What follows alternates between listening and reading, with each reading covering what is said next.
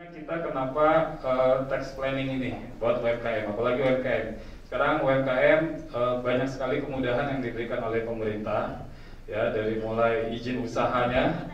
Sekarang berbondong-bondong kita tidak perlu lagi ke kecamatan, tapi langsung aja ke website oss.go.id dan langsung mendapatkan izin usaha namanya izin usaha mikro dan kecil, dan langsung dapat NIB. Ya. Dan kita lihat ya kemarin pengumuman dari Kementerian UMKM dan Koperasi bahwa untuk mendapatkan untuk ikut mendaftarkan pendaftaran merek kita ya gratis, kemudian ikut sertifikasi halal, ikut sertifikasi BPOM dan lain-lain, itu kan sudah diatur dalam Undang-Undang Ciptaker. Dan ternyata syaratnya hanya satu tuh, NIB, ya, nomor induk berusaha, dan itu mudah didapatnya sekarang. Jadi teman-teman penggerak harus dampingin wirausaha dampingannya untuk mendapatkan itu, dan juga nanti NPWP.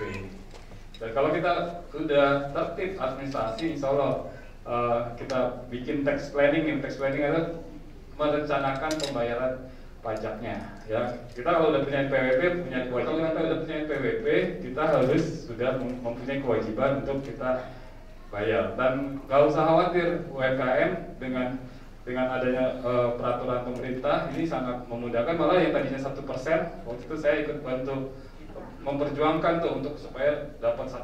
Waktu itu saya di Kadin Indonesia, dan akhirnya alhamdulillah sekarang 0,5%. Nah, ini harus dimanfaatkan karena hitungannya jadi mudah. Hitungannya jadi kalau kita dengan saya yakin pemerintah memberikan 0,5% itu supaya stigma negatif terhadap pajak, pada takutan itu akhirnya enggak. Juga ternyata memudahkan, ya. Yang kedua adalah memudahkan kita dan tertib. Karena dengan 0,5% itu tinggal dikali aja dengan jumlah pemasukan atau penjualan kita. Kalau kita mau per bulan langsung, misal omset kita 100 juta per bulan atau 10 juta, udah tinggal kali 0,5%, dan kecil sekali, dan itu akhirnya mudah, ya. Kita nggak perlu hitung yang ngejelimet gitu sebelum adanya PPh final UMKM. Yang ketiga adalah arus kas kita juga lebih mudah dikontrol, pencatatan keuangan kita jadi lebih mudah. Ya, ini yang saya inginkan banget, karena UMKM itu paling nggak disiplin sama keuangan, bener gak? Betul. Tapi alhamdulillah kalau sudah ikut pendampingan di OKOC, disiplin tuh. Nah, dengan adanya pajak 0,5% akhirnya lebih mudah dan kita lebih tertib. Akhirnya mudah gak berkembangnya? Mudah, ya, berkembang mudah. Terus kemudian, dan ini juga akan melahirkan wirausaha-wirausaha baru dengan adanya kemudahan-kemudahan ini untuk kita semua. Dan malah di pemulihan ekonomi nasional, di program pemulihan ekonomi nasional, salah satunya adalah memberikan ditanggung oleh pemerintah, ya, dibayarkan, ya, PPh final 0,5% tersebut. Ini yang paling penting adalah kalau kata pendiri OKOC Pak Sandi, Pak Indra Uno bilang pendampingan adalah rohnya OKOC, gotong royongnya tuh di situ. Jadi kita butuh pendampingan untuk ngurusin pajak. Ternyata nggak takut gitu, nggak nakutin dan nggak susah pajak UMKM itu, ya. Yang keempat adalah perizinan, ya. Nah, izin ini penting kan. Kemarin kita lihat tuh pengumuman dari Kementerian UMKM bahwa NIB yang paling penting supaya dapat fasilitas lainnya, bisa dapat pendaftaran merek, daftar sertifikat halal dan lain-lain. Yaitu NIB. Teman-teman pastikan punya NIB. Ya, kemarin saya lihat di awal-awal di Pemprov DKI hanya fokus sama izin usaha mikro kecil yang ada di kecamatan, belum NIB-nya. Jadi ayo diajak biar punya NIB, ya, sehingga mudah. Yang kelima apa? Tahap kelima? Pemasaran. Nah, pemasaran kan akan terpengaruh pada pajak yang kita bayar, ya. Omset yang kita dapat itu akhirnya hasil pemasaran, dan itu pajak 0,5%-nya dari sana, ya. Ayo kita ajak teman-teman pemasarannya, kita dampingi dan kita beli produknya. Terima kasih dari saya. Billahi taufiq wal hidayah. Wassalamualaikum warahmatullahi wabarakatuh.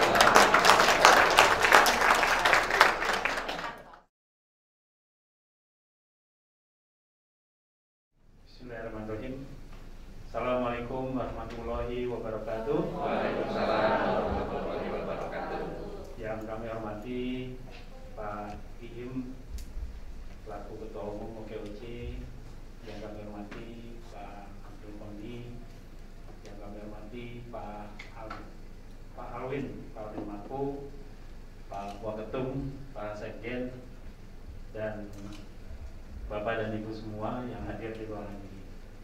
Pertama-tama, marilah kita panjatkan puji dan syukur kehadirat Allah Subhanahu wa Ta'ala karena berkat rahmat, berkat karunia, dan berkat inayahnya kita semua masih diberikan kesehatan, diberikan kenikmatan sehingga kita semua dapat hadir di tempat yang sangat baik ini dalam rangka kegiatan workshop yang insya Allah akan diridhoi oleh Allah. Salawat serta salam kita aturkan buat junjungan kita, Nabi besar kita, Nabi Muhammad Sallallahu Alaihi Wasallam, beserta keluarga, sahabat dan para pengikutnya. Ini satu kehormatan nih, Pak Iim, Pak Koni. Hari ini saya dipertemukan dengan penggerak ekonomi, ya. Kenapa saya katakan begitu? UKM pada hari ini itu menjadi figur yang mungkin banyak orang sekarang mulai beralih melihat pada UKM. Ya, termasuk JNE sendiri, Bapak-bapak dan Ibu. Kita melihat bahwa dikarenakan pandemi, dikarenakan situasi global, banyak sekali sekarang ini perhatian kita. Kalau yang korporasi-korporasi besar mungkin kondisinya boleh dikatakan berat buat mereka. Banyak juga korporasi-korporasi yang sekarang ini mungkin harus kolaps gitu ya. Tapi sementara UKM-UKM kita lihat tetap survive. Kenapa begitu? Karena memang kita lihat UKM-UKM ini ya dalam hal pengelolaan budget, dalam hal produksi, dalam hal distribusi, kelihatannya UKM lebih berhati-hati barangkali, lebih prudent ketimbang yang korporasi-korporasi besar. Kalau korporasi-korporasi besar itu umumnya besar karena hutang, Pak. Ya. Tapi kalau UKM memang karena giat gitu loh, Pak. Dan kalau saya melihat sekarang ini, ya termasuk JNE melihat UKM-UKM ini menjadi target kita, Pak. Kebetulan kami waktu itu ada diskusi dengan Pak Iim, gimana caranya OKOC bisa berkolaborasi dengan JNE. JNE yang saat ini kebetulan menjadi bagian dari ekosistem perekonomian online, e-commerce, yang kita lihat di sana itu kebanyakan memang pelakunya adalah UKM. Jangan lihat marketplace-nya Bapak-bapak dan Ibu, karena marketplace-nya itu hanya menyediakan online platform. Siapa yang ada di dalam online platform ini adalah sebetulnya UKM-UKM, para seller, reseller, yang memang mereka yang menggerakkan marketplace ini sehingga bisa maju, bisa berkembang seperti yang kita lihat pada hari ini. Nah, saya sih sangat senang kalau hari ini saya bisa ketemu dengan Bapak dan Ibu, tapi saya akan lebih senang kalau nanti kita betul-betul bisa berkolaborasi, Pak Iim, karena apa yang JNE sedang lakukan saat ini tentunya kita harapkan juga bisa memberikan manfaat bagi Bapak dan Ibu sekalian. Saya termasuk yang percaya kalau di dalam perusahaan itu bahwa keberhasilan JNE tidak lagi diukur hanya dengan materi, Pak. Tapi saya termasuk yang percaya bahwa keberhasilan JNE itu diukur dari seberapa besar manfaat yang bisa dirasakan oleh lingkungan, oleh masyarakat, oleh bangsa, dan oleh negeri ini. Jadi mudah-mudahan lewat pertemuan ini saya juga belajar nanti dari Pak Koni, dari bapak-bapak yang ada di depan yang akan menjadi narasumber. Tapi yang paling penting adalah yuk kita bangun rasa optimisme untuk bisa membuat bangsa ini menjadi lebih baik lagi, lebih kuat lagi, dan lebih besar lagi. Saya rasa itu saja. Sekali lagi terima kasih atas kesempatannya. Lebih kurangnya kami mohon maaf. Billahi taufiq wal hidayah. Assalamualaikum warahmatullahi wabarakatuh.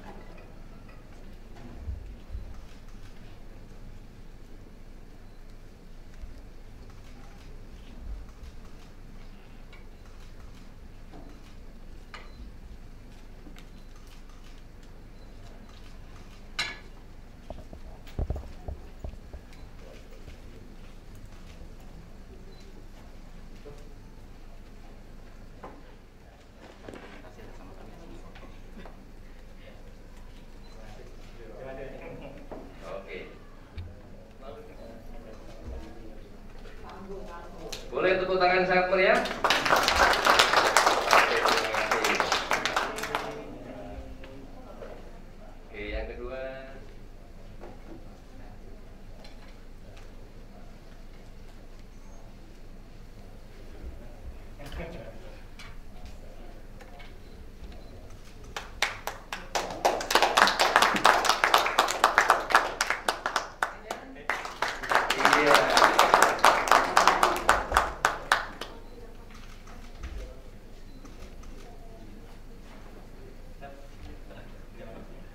Terima kasih Pak Ferry, Pak Ihing, dan Bang Al. Monggo.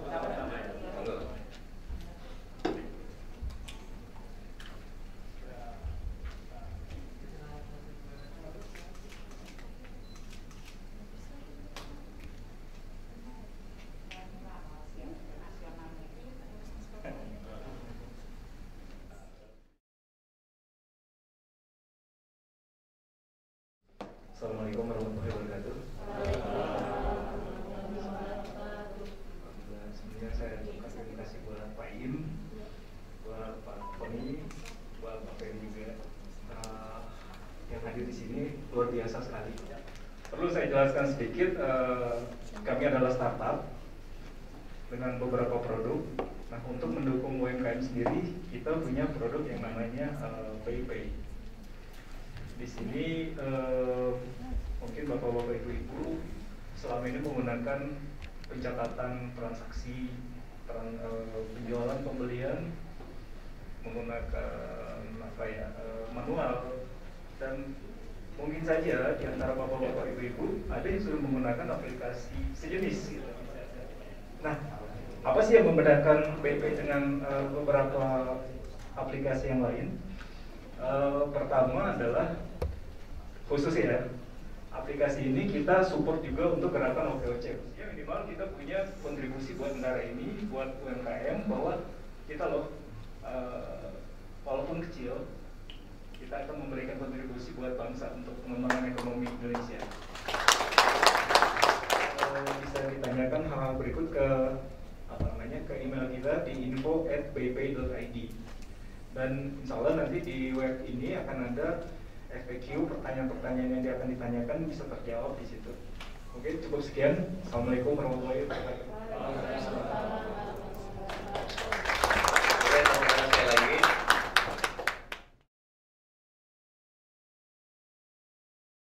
Wabarakatuh. Selamat pagi semuanya. Pagi. Mantap. Beda ya kan? Sore, Pak. Iya. Sore tapi harus semangatnya selalu pagi, gitu ya.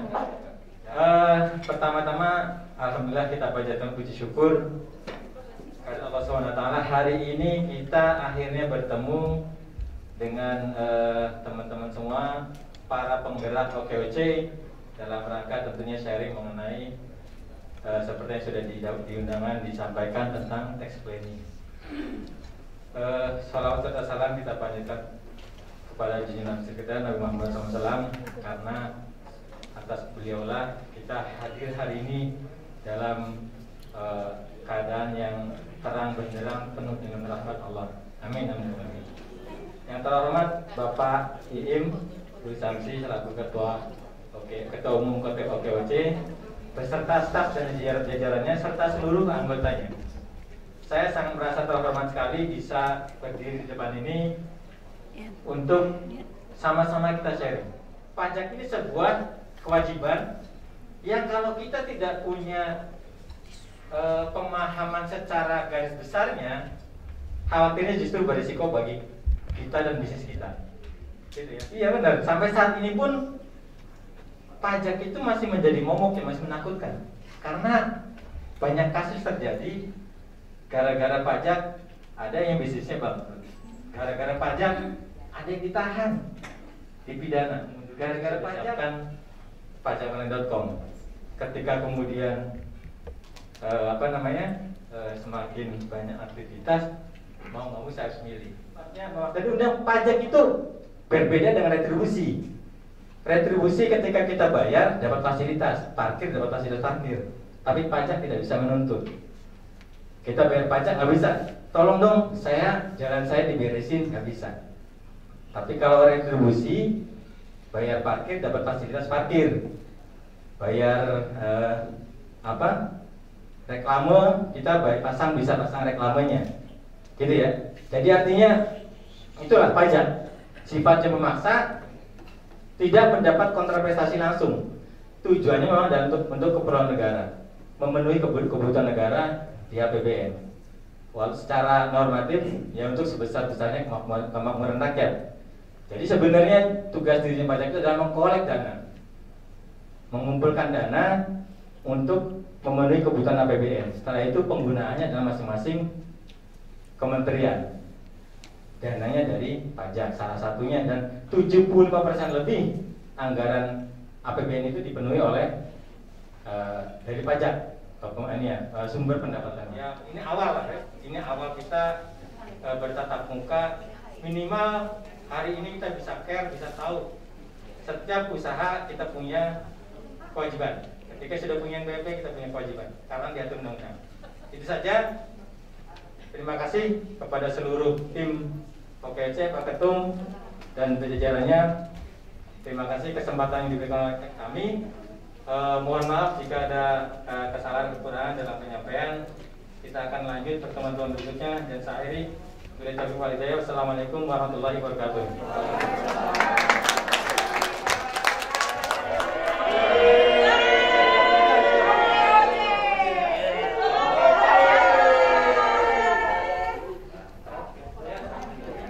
Oke, selamat kembali di tempat masing-masing. Terima kasih.